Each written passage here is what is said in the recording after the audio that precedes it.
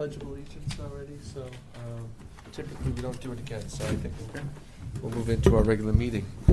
This is the regular meeting of the Board of Selectmen. This meeting follows the previous scheduled special town meeting, which we started at 7 and finished shortly thereafter. So we have already gone through the Pledge of Allegiance. Are there any additional consent calendar items? Don't believe so. So delegations. Would anybody wish to speak? Delegations this evening. Mr. Schultz is here tonight.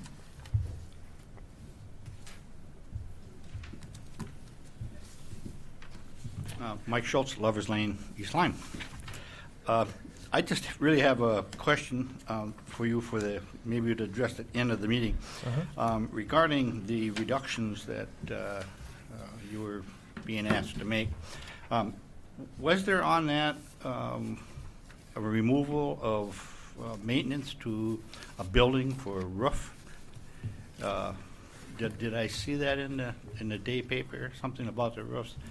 And the only reason I'm bringing that up is we've gotten ourselves into a nasty situation with the schools due to not doing maintenance as it was required to be done, and so here we sit in pretty hot water, and I'm hoping that whatever maintenance comes up with these buildings that they are addressed professionally, and I know you folks are doing your job, but let's not stop doing the maintenance that we need to do on the buildings. Yeah. Thank you.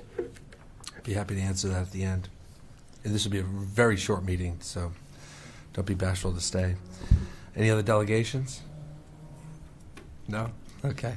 Approval of the minutes, regular meeting, April 6th. Move to approve the minutes of the regular meeting of April 6, 2016 as submitted. Second. Been seconded. Any comments, corrections? All in favor say aye. Aye. Any opposed? Any abstain? Approval of the minutes, special meeting, 12th of April. Move to approve the minutes of the special meeting of April 12, 2016 as submitted. Second. And it's been seconded.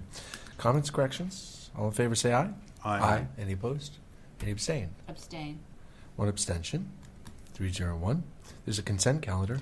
Move to approve the consent calendar for the meeting of April 20th, 2016 in the amount of $6,149.77.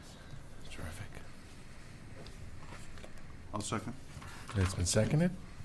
Comments? All in favor say aye. Aye.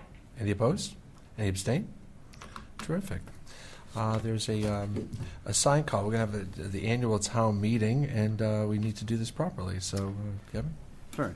Town of East Lyme, notice of annual town meeting. Notice is hereby given of the annual town meeting to be held on Monday, May 9, 2016 at the East Lyme High School Auditorium at 7 p.m. to act on the following. 1, to review and discuss the budget for the fiscal year beginning July 1, 2016 as recommended by the Board of Finance. 1A, in accordance with Chapter 7.3 of the Town Charter, the moderator shall adjourn the annual budget meeting to a referendum on the voting machines. The budget resolution will be submitted to the persons qualified to vote in a town meeting by referendum by machine vote, which referendum shall take place on May 19, 2016 at the East Lyme Community Center from 6 a.m. to 8 p.m. 2, to adopt a 5-year capital plan. 3, to conduct such other business as may properly come before the meeting. Dated at East Lyme, Connecticut, this 20th day of April 2016, East Lyme Board of Selectmen. Do we usually get a second on that? Second. Yes. Great. It's been seconded. Any comments? All in favor say aye. Aye. Any opposed? Any abstain? That's our agenda this evening. We move to ex officio reports, and then the first selectman's report, and then we adjourn. Ex officio, I'll be really quick from Youth Services last week. The Youth Services are giving away, or have the ability to give away 3 $1,500 scholarships in memory of Jeffrey Borges from Salem. So far, they've only had 1 application, so I encourage any high school student to contact the guidance office or the career office to, if they're interested in applying for those scholarships. Here again, they want to give away 3 $1,500 scholarships. So that's it. And secondly, regarding Parks and Rec was after that, a couple minor adjustments to deal with the budget reductions. It looks like the plan will be gate attendance will leave at 6 o'clock every day. The gates will still remain open, and then the person who has park patrol will take care of securing them and cleaning the bathrooms at the end of the evening, and some other minor things, but that was the impact that people would notice the most. That's my report. Ex officio's down the other end here. I have no report. I have a brief report from the Historic Properties Commission. We've been working on they've been, and I've been helping them, put together a flow chart of how all these various properties fit together, the Samuel Smith House, the Thomas Lee House, and sort of showing what the different groups are. That there are some 501c3 groups that help support the various historic properties. So trying to get an understanding of how it all fits together, and maybe we can point out some efficiencies that can be achieved, knowing that, having a better picture of how it all works. And the other thing I would remind anyone listening that there is going to be a bike race event down at Rocky Neck on October 1st, and there's going to be 4 different races, or bike rides. I guess not really a race, a bike ride, and depending on your ability, and looks like it's going to be a lot of fun. So you might want to save that date. That's my report. Okay, your indulgence, Sure. Mr. Cunningham's report reminded me I did, although it was not under my official ex officio, attend the potluck supper of the East Lyme Historical Society last Friday at the Yacht Club, and good time was had by all. The fascinating part for me was seeing the slideshow by Elizabeth Kuchta, the town historian, looking at all areas of the town, dating the earliest slides or reproductions of the pictures probably dated from the mid-19th century. And it was really fascinating seeing how the town has changed and developed, and all the little neighborhoods. So it was, I learned a lot. It was definitely worthwhile. Thank you. I hope there's a second viewing of that at some point. I'd love to see that.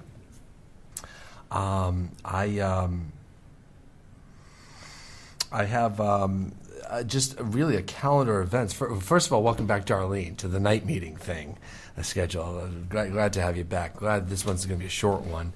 And Victoria, as always, thank you for stepping in and helping us out with the video. It's always better when you're here.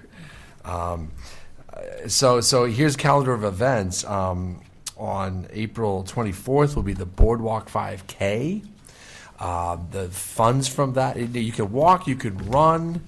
We don't want strollers. Can't have dogs, but come on, bring the family down and let's have a good time. That's this Sunday, April 24th, the Boardwalk 5K. We're going to start at McCook's Beach, wrap around the neighborhood there, come down Main Street, and then finish up on the boardwalk, going back up to McCook's. That should be a blast. On the 25th, that's Monday, a budget public hearing in the school auditorium. I believe that's 7 o'clock. That's our annual budget public hearing put on by the Board of Finance. Board of Ed will be there, and I'll be there as well with the capital improvement project plan. On the very next day, April 26th, is primary day. And the registrars have wanted me to ask, to remind everyone, primary day, all voting, Democrat and Republican, all 3 districts will be at the senior center. So that will be 6 a.m. to 8 p.m. on primary day, which is April 26th. And then on April 30th at the high school athletic field, the football field at the high school, there'll be a memorial and celebration of life for Maddie Garaya and the Garaya family. And that will be about 7 o'clock p.m., 7 and 9 or so. There'll be some video being shown and some touching moments. So we're, like, in true East Lyme tradition, I'm sure we'll get a lot of support for that, and come on out and support the Garaya family. The 9th of May is the annual town meeting.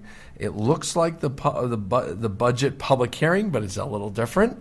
It's a town meeting, and we'll, of course, adjourn to a referendum, but the annual town meeting will be on the 9th of May.